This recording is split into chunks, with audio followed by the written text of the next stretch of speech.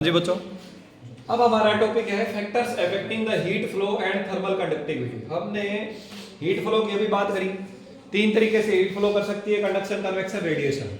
अब हम मान लेते हैं कि हीट फ्लो हो रही है तो कौन कौन से फैक्टर्स हैं जो हीट फ्लो को अफेक्ट करते हैं, इस बात का हमें ध्यान देना है। हाँ जी बच्चों, तो कौन कौन से फैक्टर्स पे डिपेंड करता है, तो हम एक एग्जांपल से समझते हैं बच्चों। किससे समझेंगे? एक एग्जांपल से। मान लेते हैं कि हम एक क्यूब सपोज करते हैं। क्या सपोज करते हैं? क्यूब सपोज करते हैं। सूर्य प्रकाश की घंटी है क्या तुम्हारी? Yes sir.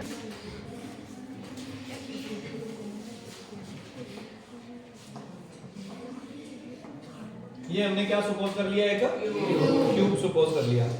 इसकी कोई साइड हम L मान लेते हैं। अगर इस क्यूब को ऐसी पोजीशन में रखा गया है कि इसका ये वाला जो फेस है ये टेम्परेचर T1 पर है। कितने टेम्परेचर पर है? T1। और इसका राइट साइड वाला जो फेस है ये टेम्परेचर T2 पर है।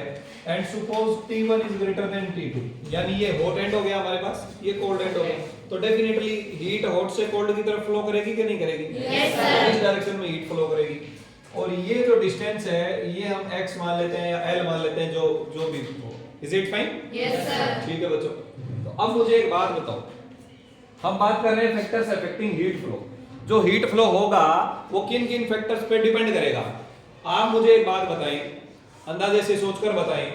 सपोज करते हैं कि ये जो T1 है वो है 50 डिग्री सेल्सियस और T2 है 0 डिग्री सेल्सियस। ये एक केस हो गया। दूसरा केस है T1 है 30 डिग्री सेल्सियस और T2 है 10 डिग्री सेल्सियस। किस केस में हीट फ्लो ज्यादा होगा? बोलो बच्चे शाबाश। पहले केस में या दूसरे केस में? आपको क्या लगता है? भले ही गलत लगे कोई दिक्कत नहीं। 50 और 0 वाले केस में या 30 और 10 वाले केस में? कितने बच्चों को पहला केस लगता है? हाथ ऊपर करो शाबाश। डाउन। कितने बच्चों को दूसरा केस लगता है? डाउन। देखो बेटे, पहले केस में ज्यादा हीट फ्लो क्योंकि टेम्परेचर डिफरेंस ज्यादा है। टेम्परेचर डिफरेंस ज्यादा होगा तभी तो हीट फ्लो ज्यादा होगी ना। अच्छा एक बात बताओ, जैसे मान लेते हैं कि अपने चाय का कप है। चाय का टेम्परेचर रफली 80 डिग्री के आसपास मान लेते हैं। Is it clear? Yes sir. चाय है 80 डिग्री के ऊपर, 80 डिग्री सेल्सियस। और एक तरफ तो हम गर्मी के सीजन की बात करते हैं, समर, और एक तरफ हम सर्दी के सीजन की बात करते हैं, विंटर। विंटर में सराउंडिंग टेम्परेचर है 4 डिग्री सेल्सियस। समर में सराउंडिंग डिग्री सेल्सियस है 47 डिग्री टेम्परेचर है। बताओ चाय जल्दी ठंडी कब होती है? विंटर, क्योंकि ये डिफरेंस ऑफ टेम्परेचर ज्यादा है। हाँ या ना बोलो? Yes sir. इसका मतलब हीट फ्लो ज्यादा तब होगी जब टेम्परेचर डिफरेंस ज्यादा होगा। हीट फ्लो कब ज्यादा होगी? जब टेम्परेचर डिफरेंस ज्यादा होगा। बताओ समझ आई बात के नहीं आई? Yes sir. नंबर एक बात तो हो गया टेम्परेचर डिफरेंस। नंबर एक बात क्या हो गई? Temperature difference. नंबर दो और बताइए। ये जो चाय का कप है, इस कप की जगह हम बड़ा सा बर्तन ले लेते हैं। बाटी बोलते हैं अपने देसी भाषा में, वैसे बाउल कह सकते हैं, कटोरी कह लो आप, ठीक है।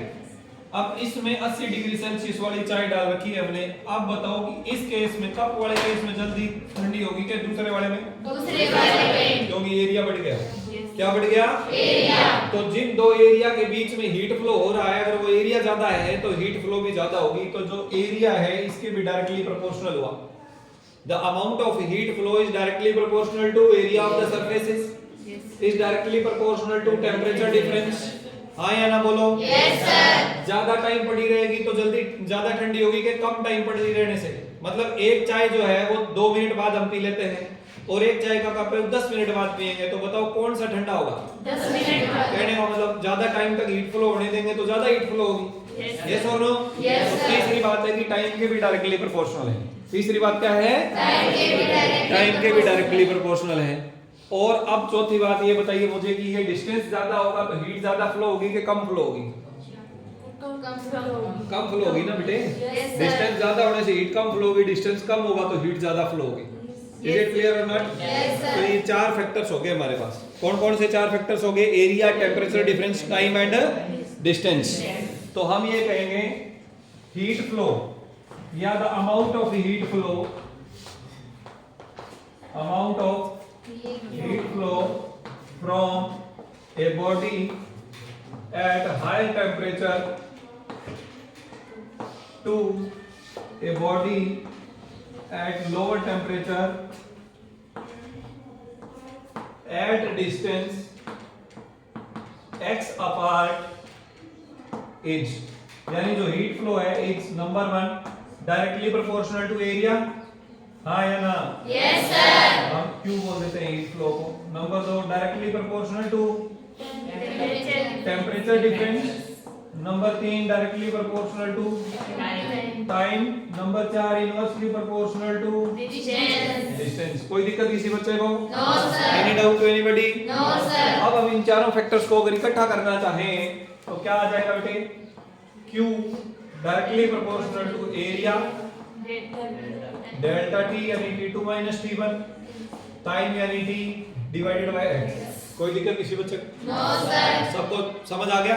Yes, sir. अगर हम ये प्रोपोर्शनैलिटी हटा दें तो ये कांस्टेंट लगेगा क्या?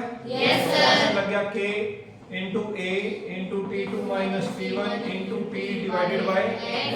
यहाँ पर ये जो K है बच्चों ये क्या है? Constant. Here K is constant of, बोलो, proportionality, constant of Proportionality. and is called coefficient of thermal conductivity, coefficient of Thermal conductivity. thermal conductivity। यही तो पढ़ना चाह रहे थे हम। Yes, sir. कौन कौन से फैक्टर्स पे डिपेंड करता है और थर्मल कंडक्टिविटी की बात करनी थी। तो यहाँ पर के क्या चीज है बच्चों? Coefficient of thermal conductivity.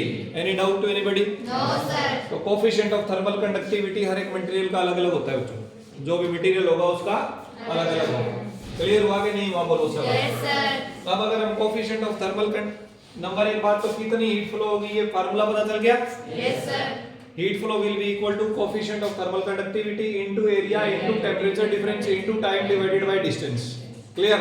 Yes, sir. अब थर्मल कंडक्टिविटी की बात करें, K की बात करें तो K यहाँ से क्या आ जाएगा बच्चों?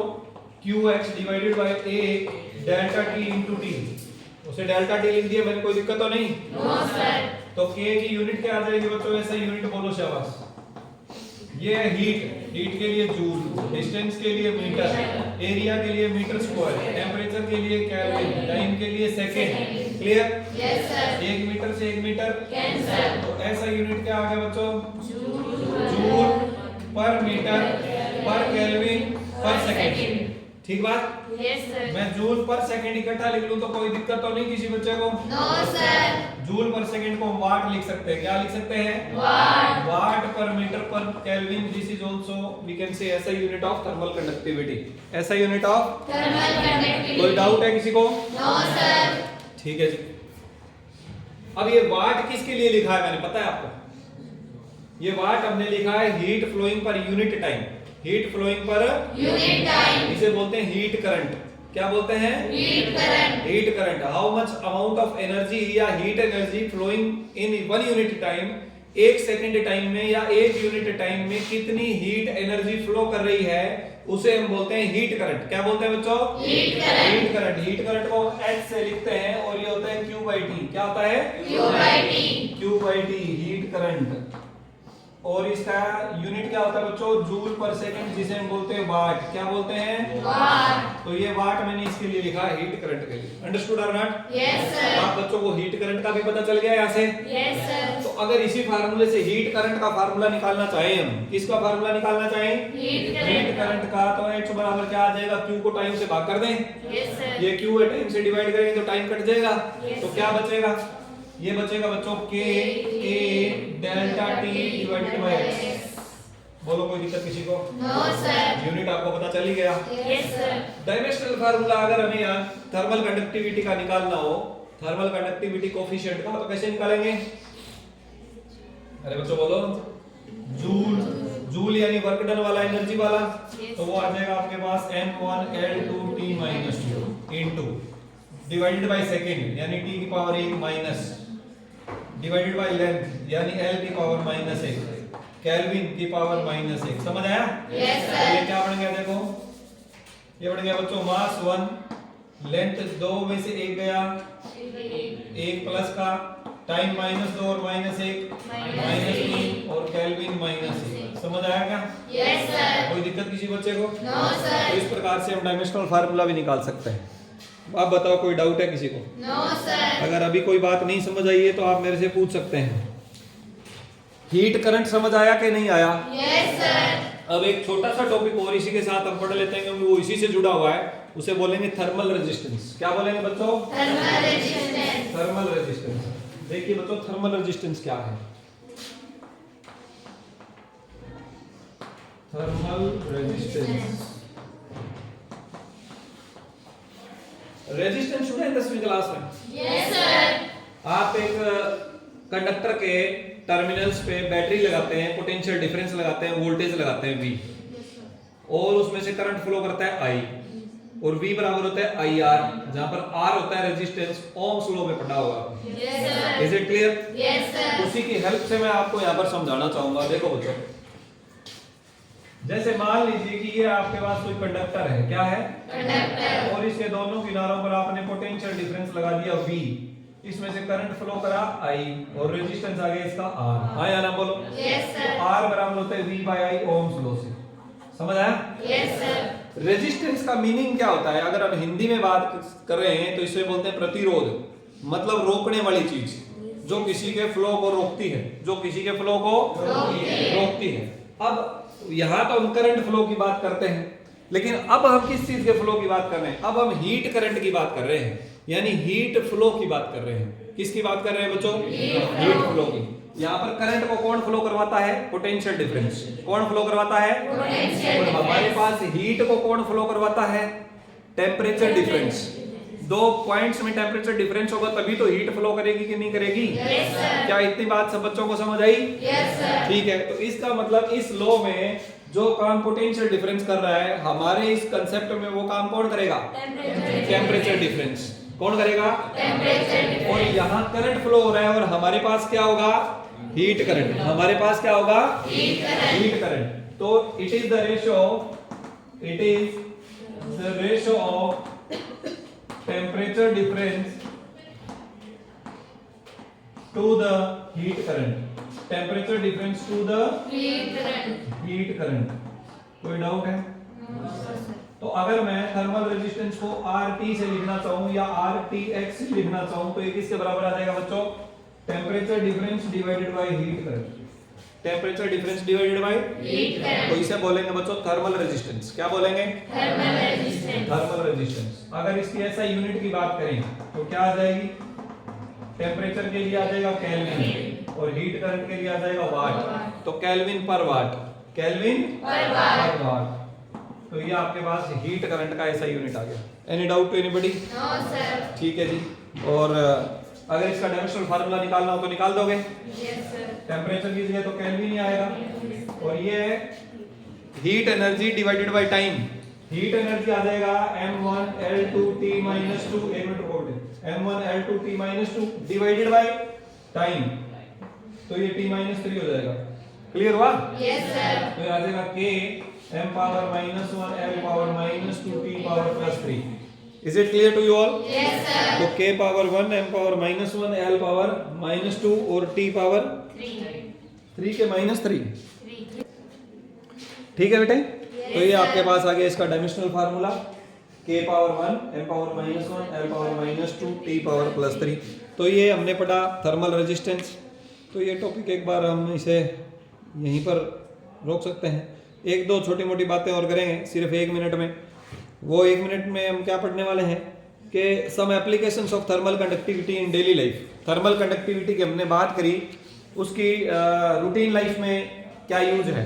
देखो बेटे, अब सर्दियों का सीजन चल रहा है। सर्दियों सीजन में हम इसको, ये जो हमारा दरवाजा है मेटल का बना हुआ, इसको जब हम टच करते हैं तो हमें ठंडा महसूस होता है ना? Yes, sir. क्यों ठंडा महसूस होता है? क्योंकि जैसे ही हम टच करते हैं हमारी बॉडी हायर टेम्परेचर पर है, उसके कंपैरिजन में वो मेटल का बना हुआ है, तो हमारी बॉडी हाई टेम्परेचर पर है, वो लोअर टेम्परेचर पर है, और वो हीट का गुड कंडक्टर है। Is it okay? और हम भी हीट के गुड कंडक्टर हैं। तो जैसे ही हम उसे टच करते हैं, हॉट बॉडी से कोल्ड बॉडी की तरफ हीट फ्लो होती है, यानी हमारे हाथ से निकल के हीट मेटल के अंदर घुसती है, and it is a good conductor, तो तेजी से हीट फ्लो होता है। तो ये थर्मल कंडक्टिविटी का एग्जांपल है। हम सर्दी में मोटे मोटे कपड़े पहनते हैं, घर पे कंबल ओढ़ते हैं, रजाई ओढ़ते हैं। ऐसा क्यों होता है? क्योंकि हमारी बॉडी के और उस रजाई के कंबल के बीच में एक एयर, हवा का एक गैप बन जाता है, और हवा जो है वो बैड कंडक्टर है हीट का, तो इसलिए वो हीट को फ्लो नहीं होने देता, यानी हमारी बॉडी की हीट को निकल के बाहर नहीं जाने देता। हमें ठंड लगती है, इसका मतलब है कि हमारी बॉडी की हीट बाहर जा रही है। ये नहीं है कि ठंड अंदर घुस रही है, बॉडी की हीट निकल के बाहर जा रही है, ये मीनिंग है ठंड लगने का। इसीलिए हम एक मोटा कपड़ा पहनने की बजाय 2 पतले कपड़े पहनेंगे तो ठंड कम लगेगी। पता है आपको? Yes sir. ऐसा क्यों होता है? क्योंकि 2 कपड़े पहनने से, मान लीजिए एक हमने स्वेटर पहनी, उसके ऊपर हमने कोट पहन लिया, दोनों के बीच में एक हवा का एनवायरनमेंट बन गया ना, उसे बोलेंगे, कुछ भी बोल दो, हवा की लेयर बन गई, तो वो जो लेयर है वो हीट फ्लो नहीं होने देती। अंडरस्टूड और नॉट? Yes sir. यही कारण है कि जो नया कंबल है वो पुराने कंबल से ज्यादा गर्मी देता है, क्योंकि नए कंबल के जो पोर्स होते हैं, रोए जैसे जो होते हैं, उस वो अपने अंदर एयर को ट्रैप करके रखते हैं, बांधे रखते हैं, और एयर बैड कंडक्टर है हीट का। और यही जो हम अभी बात कर रहे थे, यूटेंसिल्स, बर्तन गर्म हो जाते हैं तो उसके ऊपर लकड़ी का हैंडल लगा होता है ना, चाय वाला टोपी के ऊपर लकड़ी का हैंडल होता है ताकि वो गर्म ना हो। क्यों? क्योंकि लकड़ी बैड कंडक्टर है। आप मेज को हाथ लगाओगे ठंडा नहीं महसूस होगा, लोहे वाले दरवाजे को लगाओगे तो ठंडा महसूस होगा, हाँ या ना? Yes, तो ये sir. थर्मल कंडक्टिविटी के एग्जांपल्स हैं बच्चों। तो इस क्लास में इतना ही, आगे की क्लास में कुछ और टॉपिक्स की बात करेंगे।